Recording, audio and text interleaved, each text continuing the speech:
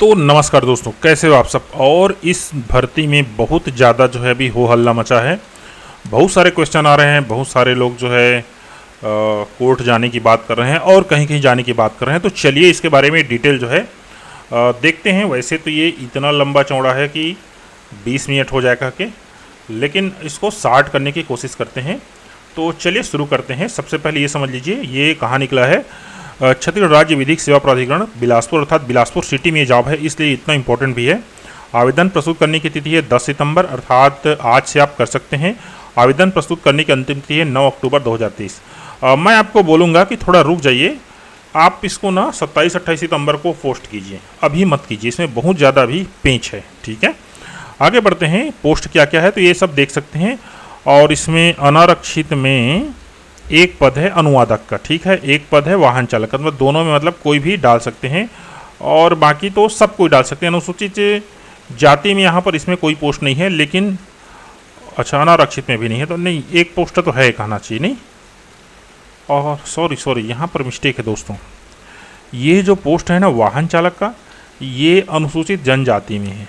ठीक है, अर्थात अनारक्षित, अन्य पिछड़ा और अनुसूचित जाति ये सब इसमें मत डालना, फॉर्म नहीं डाल सकते ये लोग।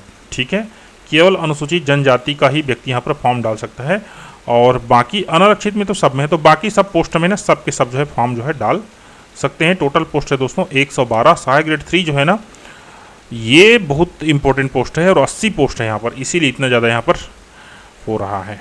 भर्ती की पात्रता एवं शर्तें, तो अनुवादक के लिए देख लीजिए, हिंदी में पीजी चाहिए, अंग्रेजी में दक्षता सहित अथवा अंग्रेजी में स्नातकोत्तर। तो अगर आपका हिंदी में पीजी है ना, अर्थात पोस्ट ग्रेजुएट हैं, तो आप फॉर्म डाल सकते हैं, या फिर अंग्रेजी में पीजी हैं तो। ठीक है, कहने का मतलब हिंदी में आप एमए है, अंग्रेजी में दक्षता है, या अंग्रेजी में एमए है और हिंदी में दक्षता है, दोनों कंडीशन में आप जो है फॉर्म डाल सकते हैं। कंप्यूटर में कार्य करने की दक्षता आवश्यक है। विधि स्नातक को अधिमान्यता दी जाएगी, अर्थात वरिष्ठता निर्धारण में विधि स्नातक को 5 अतिरिक्त अंक प्रदान किया जाएगा। तो इसका मतलब वह है दोस्तों कि जो आप एलएलबी में रहेंगे, कहना चाहिए एलएलबी, उसी को तो विधि स्नातक बोलते हैं, एलएलबी में रहेंगे तो 5 अतिरिक्त अंक आपको मिलने वाला है। कंप्यूटर में दक्षता आवश्यक, लेकिन इसके लिए कोई डिग्री नहीं मांगी गई। महत्वपूर्ण टिप, उपरोक्त वर्णित योग्यताएं न्यूनतम योग्यता है, खैर इसको छोड़िए। सहायक ग्रेड 3 में क्या क्या चीज़ें देख लीजिए। मान्यता प्राप्त शिक्षा मंडल से 10+2 परीक्षा उत्तीर्ण, याद रखिए ना, ये कहना चाहिए भारतीय नागरिकों और भारत सरकार द्वारा मान्य अन्य श्रेणी के अभ्यर्थियों से निर्धारित प्रारूप में आवेदन पत्र आमंत्रित किए जाते हैं। अर्थात ये दोस्तों ये अखिल भारतीय नौकरी है, इसमें सबके सब जो है भारत के कोई भी व्यक्ति हो वो फॉर्म डाल सकता है। तो 10+2 उत्तीर्ण होना चाहिए और मान्यता प्राप्त संस्था से डाटा एंट्री ऑपरेटर प्रोग्रामिंग में 1 वर्षीय डिप्लोमा प्रमाण पत्र होना चाहिए, याद रखिए ना, डाटा एंट्री ऑपरेटर प्रोग्रामिंग में 1 वर्षीय डिप्लोमा प्रमाण पत्र। कंप्यूटर में हिंदी टाइपिंग में 5000 kph की स्पीड, और इसके लिए कौशल परीक्षा। यहाँ पर देख लीजिए, मान्यता प्राप्त मंडल संस्था अथवा छत्तीसगढ़ शीघ्र लेखन मुद्र लेखन परीक्षा परिषद से कंप्यूटर एवं सॉफ्टवेयर के माध्यम से, यहाँ पर इस चीज़ को समझिए, कंप्यूटर एवं सॉफ्टवेयर अर्थात वो जो टंकड़ मशीन है टाइपराइटर, उसका डिग्री यहाँ पर नहीं एक्सेप्ट करेंगे। हिंदी अथवा अंग्रेजी मुद्र लेखन में हिंदी है भी चलेगा, अंग्रेजी भी चलेगा। 5000 की डिप्रेशन प्रति घंटा की गति का प्रमाण पत्र जो है चाहिए। गति के संबंध में कौशल परीक्षा ली जाएगी, तो कौशल परीक्षा तो ये बोल दिया गया है। तो इसका बेसिक मतलब है दोस्तों, मान्यता प्राप्त मंडल संस्था, तो भारत में जितने भी जो मान्यता प्राप्त संस्था या फिर मंडल हैं वो सब के सब यहाँ पर मान्य होंगे। ठीक है, चाहे वो प्राइवेट हो या फिर गवर्नमेंट हो। ठीक है, आगे बढ़ते हैं। उपरोक्त तो 1, 2 एवं 4 की डिप्लोमा प्रमाण पत्र विज्ञापन जारी होने के दिनांक को धारित हो। ये विज्ञापन कब जारी किया गया है? 8 सितंबर 2023, अर्थात 8 सितंबर के पहले दोस्तों ये 1, 2, 4 अर्थात 1, 2, 4 ये योग्यता 8 सितंबर के पहले होना चाहिए।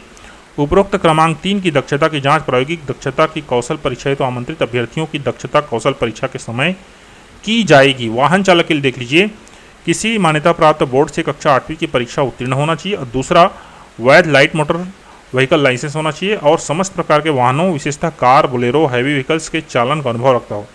Motor mechanic, diesel mechanic trade में ITI उत्तीर्ण योग्यताधारी व्यक्तियों को वरीयता दी जाएगी। ठीक है, कमर्शियल ट्रांसपोर्ट वाहन चलाने वाले ड्राइविंग लाइसेंस धारी को प्राथमिकता दी जा सकती है। भृत्य पद के लिए देख लीजिए, शैक्षणिक योग्यता किसी मान्यता प्राप्त बोर्ड या संस्था से कक्षा 5वीं की उत्तीर्ण होना चाहिए। अगला है ड्राइवर, कुक, प्लम्बर, इलेक्ट्रीशियन, माली, पेंटर इत्यादि कार्यों का अनुभव प्राप्त उन उम्मीदवारों को प्राथमिकता दी जाएगी जिन्हें अनुभव के संबंध में अधिकृत प्राधिकारी संस्था का प्रमाण पत्र आवेदन पत्र के साथ संलग्न किया गया हो। यहाँ पर एक शब्द है अधिकृत प्राधिकारी संस्था, तो ये कौन से संस्था होगी इसके बारे में दोस्तों मैं थोड़ा सा रिसर्च कर रहा हूँ, क्योंकि इस विज्ञापन में इसको कहीं पर डिटेल नहीं किया गया है। लेकिन प्रमाण पत्र फर्जी पाए जाने पर ऐसे अभ्यर्थी की सेवा तत्काल समाप्त कर दी जाएगी। आवश्यक शैक्षणिक योग्यता से अधिक शैक्षणिक योग्यता रखने वाले अभ्यर्थियों को चयन में कोई प्राथमिकता नहीं दी जाएगी। कहने का तात्पर्य है अगर आप MA, PGDC या जितना भी आप डिग्री रखे हैं तो भी आप फॉर्म डाल सकते हैं, लेकिन उसका यहाँ पर आपको कोई लाभ नहीं मिलेगा। ठीक है, तो आप 5वीं के अतिरिक्त 12वीं, कॉलेज, MA, BA सब पास है ना, तो भी यहाँ पर आप जो है फॉर्म सबमिट कर सकते हैं, कोई इशू नहीं है। तो दोस्तों मेरे ख्याल से ये तीनों पोस्ट जो है वो मैंने क्लियर कर दिया है। पहला के लिए है MA होना चाहिए, चाहे हिंदी चाहे अंग्रेजी हो, और दूसरा सहायक ग्रेड 3 के लिए है तो आपके पास 3 तो प्रमाण पत्र होना चाहिए। पहला 12वीं, दूसरा है 1 वर्ष डिप्लोमा, तीसरा है 5000 kph की गति से संबंधित जो प्रमाण पत्र होना चाहिए, मुद्र लेखन, और ये भारत सरकार के किसी भी जो है मान्यता प्राप्त संस्था से होना चाहिए। वाहन चालक के लिए 8वीं का परीक्षा उत्तीर्ण होना चाहिए दोस्तों, और इसमें ये मोटर मैकेनिक, डीजल मैकेनिक लोग को वरीयता दी जाएगी। अगला है भृत्य के लिए, तो भृत्य के लिए मैंने बताया यहाँ 5वीं पास होना चाहिए, उसके ऊपर भी होंगे तो कोई आपत्ति नहीं है। अब आगे बढ़ जाते हैं दोस्तों आयु सीमा एवं पात्रता की शर्तें। ठीक है, तो आयु सीमा देख लीजिए, 1 जनवरी 2023 को 18 वर्ष से कम और 35 वर्ष से अधिक न हो, परंतु छत्तीसगढ़ के निवासी उनके लिए 40 वर्ष, और यदि आप रिजर्वेड कैटेगरी से हैं तो ये 45 वर्ष चला जाएगा। 5 साल का आपको छूट मिलेगा और 5 साल आपका रिजर्वेशन के कारण जो है आपको छूट मिलेगा, तो अधिकतम 45 वर्ष ही होना चाहिए। छत्तीसगढ़ राज्य के बाहर अन्य राज्यों के आवेदकों के लिए अधिकतम आयु सीमा 30 वर्ष होगी। यहाँ पर महिला, पुरुष, विकलांग चाहे जो भी हो, दिव्यांग, यहाँ पर जो आयु है 30 वर्ष ही होगी छत्तीसगढ़ राज्य के बाहर के लिए। आयु संबंधी प्रमाण के लिए आपका हाई स्कूल या हायर सेकेंडरी का ही मार्कशीट चलेगा। वाहन चालक एवं भृत्य पद के हेतु 5वीं, 8वीं प्रमाण पत्र जिसमें जन्मतिथि अंकित हो अथवा अन्य अभिलेख जिसमें जन्मतिथि प्रमाणित हो प्रस्तुत करना अनिवार्य होगा। तो मैं कहूँगा कि भृत्य के लिए फॉर्म भर रहे हैं तो 5वीं के ही अंक सूची डालिए और मत डालिए, और वाहन चालक के लिए डाल रहे हैं तो 8वीं के लिए डालिए, उसके बाद कुछ मत डालिए। बाकी शैक्षिक योग्यता के अतिरिक्त जो आपको अनुभव है ना, उसका सब प्रमाण पत्र आप डालिए, भले हो मान्य करे या ना करे। जो अभ्यर्थी उच्चतर आयु सीमा में छूट चाहते हैं उन्हें संबंधित दस्तावेज प्रस्तुत करना अनिवार्य होगा।